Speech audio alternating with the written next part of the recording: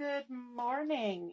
It's Monica from Life is Art, and this is the Friday. Sorry, I keep trying to say Saturday. It feels like a weekend.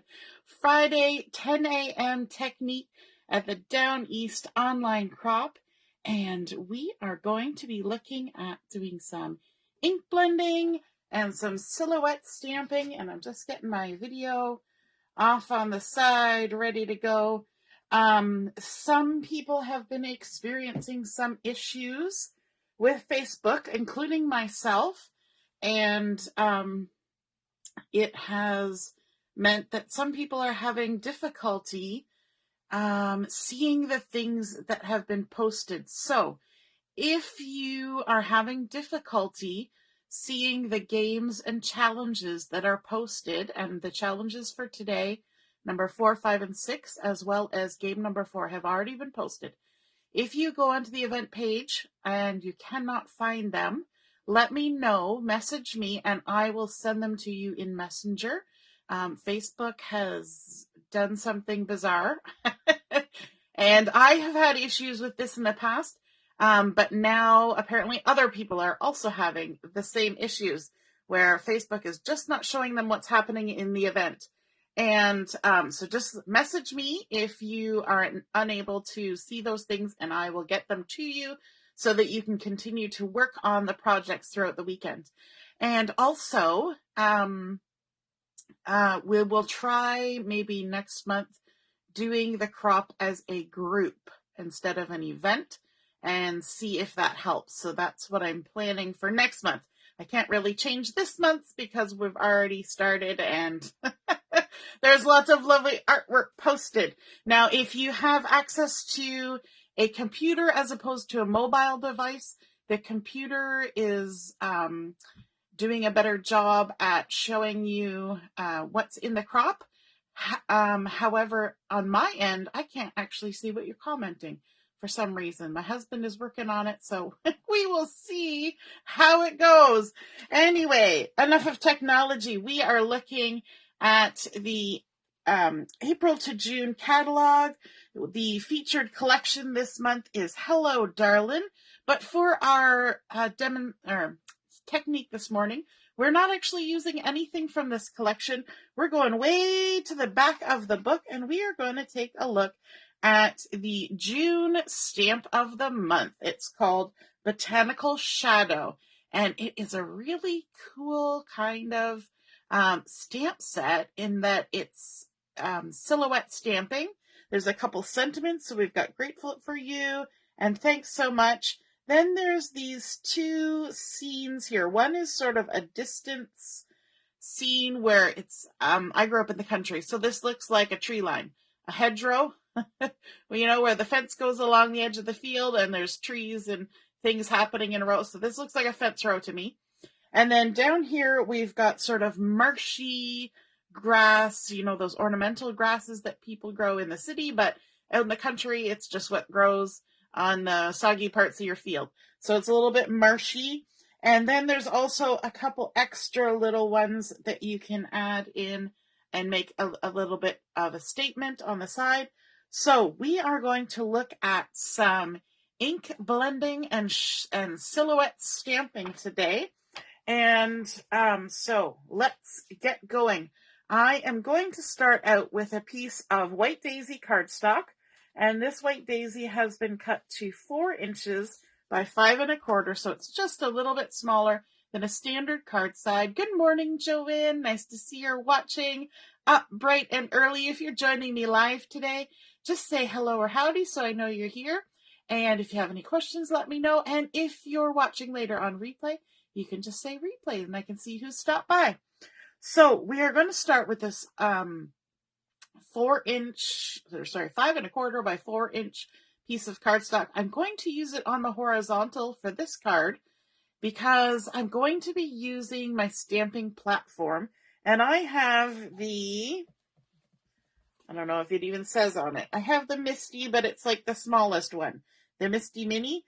And so my stamp is actually a little bit too wide to stamp this way using the Misty that I have. So I'm going to do mine on the horizontal. Perfectly fine. I could possibly do it. There might be enough clearance. Just that my card will kind of hang over at the one side if I wanted to do it vertically. But there's lots and lots of ways that you can use this stamp. You don't have to use a platform. Okay, so we're going to start it with this. I'm going to bring in my all-purpose mat because I'm going to be doing some ink blending. If you saw the description before you clicked on in, we're doing ink blending and silhouette stamping. So your all-purpose mat is great for this because if you're blending and you're going off the edge of your paper, it protects your work surface and your Versamat, and you can just wipe it off with a little bit of water later, or your stamp chamois, and that makes it super simple for cleanup and no mess, no fuss. Good morning, Janet. So I've got my my piece of white daisy cardstock. You don't have to use any kind of fancy cardstock to do ink blending. I'm just going to kind of scooch a little bit because I don't want to go off the edge of my Versamat that's tucked under there. And I'm going to be using 3 different inks to blend together. And so for my background, I'm going to be starting with Honey Butter, which is a gorgeous yellow. I love the Honey Butter color. Then we're going to be blending in some Sundance. And then finally, we're going to be adding Paprika. So those are the 3 colors that I'm going to use to create my background for my silhouette stamping. And if you're not sure whether the colors that you think you want to use work together, just grab a scrap piece of cardstock, a little cut-off piece, and give it a go. There are some colors, and there's a whole, color theory that I learned when I was taking art classes. There are some colors that just do not go together. It's not that they clash, it's that the pigments don't jive. And so it's better to try it on a scrap piece of paper than to do it on your project and go, oh, that doesn't look good. Sometimes they turn everything gray. Sometimes they turn everything brown. I mean, if that's what you're going for, then great. But when you want just a nice blend of one color to another, sometimes it's a good idea just to practice on a scrap piece of paper. All right, so we're going to start with Honey Butter. That's my tip for the day. Practice on scrap paper. And I've got a little piece of drawer liner just from the dollar store. This is actually from my mommy. And it's just the drawer liner stuff that you put in your drawers to keep your things from moving around. And if you put it underneath your ink pad when you're doing ink blending with a brush or a foam, it keeps your ink pad from sliding all over the place. So we're going to start here, and I'm going to add some Honey Butter just to the bottom of my card. And the great thing about these blending brushes is that you can add as much or as little ink as you want. And you just kind of swirl it on there. There's not really any major technique per se on how to get the ink on there. If you want to start on the edge and move in, you can do that. My edge at the bottom is actually going to be covered by some of my silhouette stamps. So the trick, though, is that we want our inks to blend one into the other. So I'm actually going to go up pretty close to halfway with this Honey Butter ink. And then I will be able to blend my next color into it. So there we go. It's as simple as that. You just keep adding ink until you're happy with the amount of ink that you've added. And you can even come back later and add more if you want. So now I'm going to switch over and pull in my Sundance ink. And I'm sure you can see here, there is a little bit of variation in the amount of ink that's in there. That's quite all right. Do not worry about that. If it bothers you, you can be a little more careful. But frankly, we're going to be stamping stuff on top of this. So a little bit of variation in nature happens all the time anyway. And these are botanical stamps. And so variation is good. There's a lot of plants out there that are called variegated plants. All right. So let's grab our Sundance and come in with their next color and just add some all the way across. And you might say at first that you don't really see a difference in the color, but as you add a little more ink and a little more ink, you will see the transition. And it's actually good when you're doing ink blending like this, if you don't see a harsh difference between one color to the next, because you want them to blend, and if you see a drastic difference all at once, then they're not blending. They're just, kind of fighting against each other. So I want to blend up pretty high. I'm actually going to turn my paper around so I can do this. Now, if you don't want to get ink on your fingers, it's not so bad. We're not using distress oxides. It's not so bad with this, but if you don't want to get ink on your fingers when you're using oxides, you can always grab a tissue or something to hold your paper so that you don't get ink on your fingers. But I find with these ones, once the ink is on there, it's on there. So we don't really need to worry about it. Gonna just keep blending my Sundance, and I'm gonna come pretty close to the top of my page with the Sundance color. Whoops. Pushing it around instead of getting in the ink, because I want to blend my next color into this one as well. So just keep going, adding as much as you want. And I'm even going to come down a little bit on the sides like that. There we go. Just kind of blending, even though there's probably not much ink coming off of my brush right now. If you keep kind of brushing on there, it will do some more blending. Now I'm going to switch blending brushes. You noticed I did both my yellowy colors with the same brush. Now I'm going to switch to the one that I used for my pinks and my reds. You don't need a different brush for every different color. You can use them for families of color. So the next one is Paprika. If you're worried about, say you've used hot pink on this and now you're going to something else, you can always take a tissue or something and just rub, and you will see. Now, I was practicing this technique earlier, so there's a bit of paprika that's come off, but it's not a lot of ink. So if you just rub, you'll get all the ink out that you need to go into a different color. Not a problem. Okay, now we're going to add the paprika, coming in from the top, blending. And because this is a stronger color, you maybe want to start on the edge of your page and work your way in, just so that you're not going to overwhelm the other colors. But you want to create a nice blend going all the way across. So pretty. So we're kind of making like a sunset or a sunrise, could be either one, with this color combination, which I think is really pretty. Now I'm going to look at it straight ways on. Yes, I am liking that. Looks good. I'm going to leave it there. Well, actually, maybe I'll add just a little bit on the side, just so it's kind of even across. There we go. Okay, so that was our paprika, and we can move those out of the way. We can use our stamp chamois that's been wetted just to give a wipe off. There we go, all nice and clean. And then we'll get this out of our way so we can do our stamping. I'm going to bring in my stamp platform.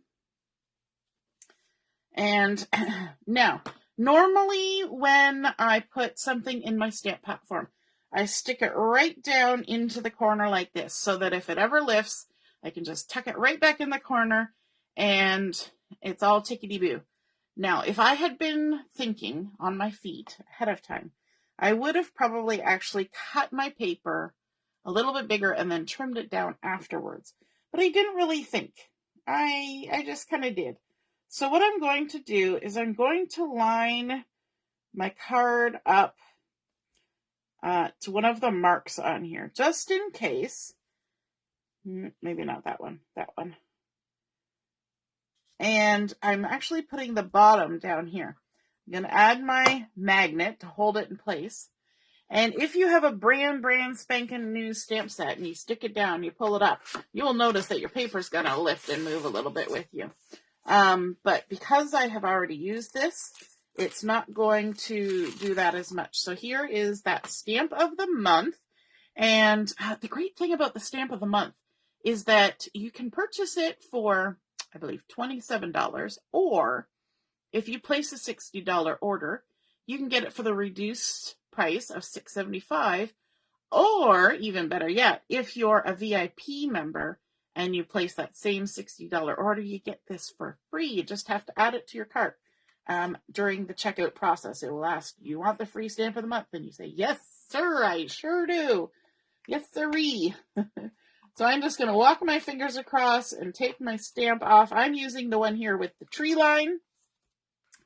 And move that out of the way. So what I want to do is I'm going to come here to the bottom of my paper, and I'm just going to add my stamp. Now my stamp looks dirty. That's because I use intense black ink. It's all good. It does stain your stamps. And I did wash this one. No fear. Usually I don't wash my stamps, but I did wash this one. Now I just want to make sure I'm lined up good, got my paper in place. And now what I can do, because I'm using a platform, I can stamp it multiple times, which is really good for something that you want to have a really good solid color, especially for me with my table that has a bow in it. You sometimes need to come back at something again. And so using a platform enables me to do that. Thank you, Mommy, for the platform. And so I'm going to go ahead and ink up my stamp. I'm used to doing it this way. So I'm going to spin the world around here and ink, ink, ink all across. Getting lots of ink on there. I probably should have re-inked this. I re-ink my black ink a lot because I use it a lot. And so then I can go ahead and close this and just push down.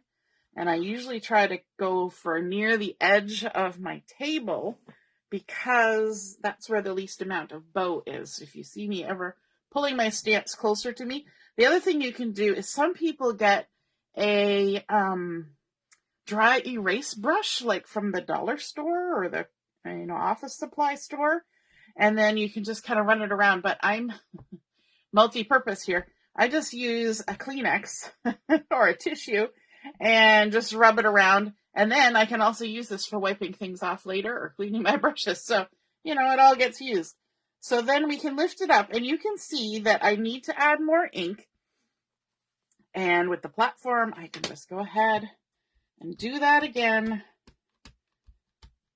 I also find one side of my stamp pad gets used more for stamping and for doing this. And so sometimes I have to tell myself, turn it around, use the other end. You already, tried to wear that side out.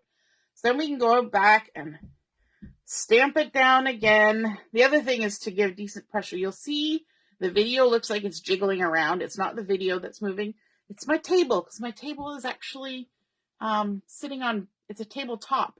And it sits on bins that have wheels. So this is looking good, but I am going to give it one more go with the ink. The other thing you need to take into consideration, if you use oxides to do your background blending, then what you stamp with on top may be affected by the oxides. So if I was doing this and I hadn't heat set my oxides, I would actually clean my stamp in between adding intense black ink, if that's what I was using. If I was using another oxide like black soot, I wouldn't worry about it because it's the same kind of ink. But if you use different inks, you want to clean this off before you add more ink, because otherwise you might be transferring oxides into your regular inks. And that could be not a good thing. So then I can go ahead and clean my stamp off. Look at that. Me cleaning a stamp. Can you even? It's a great day when Monica cleans her stamp off. And then we can take this out and just have a little look-see. And something that I like to do when I've stamped something like this, where it's a silhouette and it's across the edge, because we have white cardstock under here, I can just take my ink pad and run it along the bottom of where I have stamped, just on the edge, and that just makes it all the more crisp and black. just right on the edge because our cardstock is white all the way through. And of course, white cardstock is white all the way through. That just makes sense. But even the colored cardstock. Okay, so let's go ahead and walk this off our platform. It's always important when you're removing stamps that you don't just lift and peel from one end. You don't want to stretch or damage your stamp. So the best thing I find is just to walk, especially this is a new stamp. It's the stamp of the month, so it just came out recently. So it's got good stick on it. I'm going to add this back onto here. And then I want to bring in my sentiment. And I'm going to use the Grateful for You stamp. And let's just tuck this back down in here. And this time I will tuck it in the corner. I can see I got a little bit of water on there. And then I can decide where on here I want to place my sentiment. So I'm going to go up here in this nice blended sky, try and make it straight-ish, and a magnet would be good. And we can just pick that up, add some ink, and I'm going to go back to the black, just to keep it nice and consistent, and it'll show up nice. And in case I didn't ink it well enough, because I'm using the platform, I can try it again. There we go, looks great, perfect. Easy peasy. Oh, look, I'm going to be responsible and clean my stamps with my chamois. Turning over a whole new leaf, apparently. No, not really. I just don't want to get too much ink on my fingers right at this very moment. So we're all done with that. We've already got our sentiment on there. And so now we just need to add our card base. So I have one of our standard size 4 1/4 by 5 1/2 card bases, and these come in a value pack. You get 50 of them in the pack, and they come pre-cut, pre-scored, and you want to fold it with the bump side of the score line to the inside, and just make sure everything's there. Good. And you can use the handle of your scissors or your bone folder to crease that down nicely, and then all I have to do is add my ink and stamped panel to the front of my card, just like that. This is going to be a very low profile, easy to mail. They're not going to charge you any extra postage for this card, which is kind of nice sometimes.